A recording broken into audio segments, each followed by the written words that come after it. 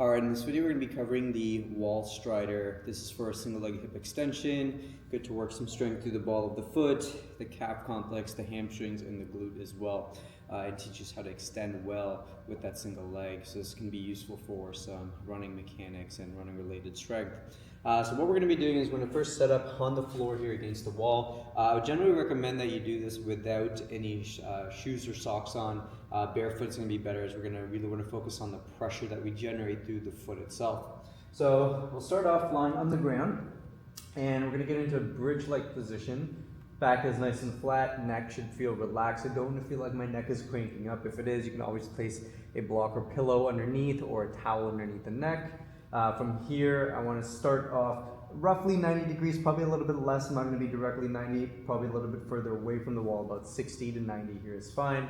I'm going to ensure that both of my feet are in line with each other, meaning that they're not rotated out in comparison. Both feet are pointed straight, the heels are in front of the knees are, and the hips are essentially in line with each other and parallel with each other.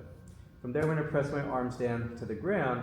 I'm going to bring one leg off the wall, flexing that hip, maintaining about a 90-degree angle at the ankle and the knee and the hip itself.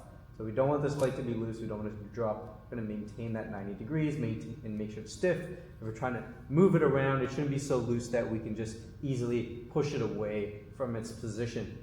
Now I'm going to ensure, once I have this set up, I'm gaining pressure through the heel, outside of that little toe and the ball of the foot into the wall. So I'm going to feel the wall, almost like I'm trying to push myself away, but I'm not going to allow my body to slide.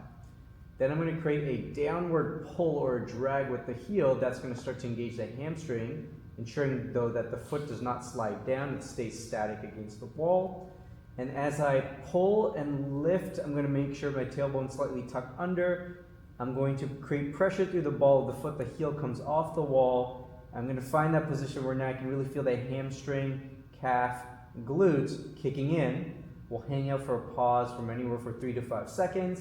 And then I want to bring everything down at the same time, and that heel will come back onto the wall. So once again, press, pull, and lift. Extend that hip, hold, and slowly lower down. Key thing also here is to make sure that as we lift up, we're not using too much momentum, where we then don't start to overextend and start to feel that the low back. So think about that nice and slow, controlled movement here with every single rep.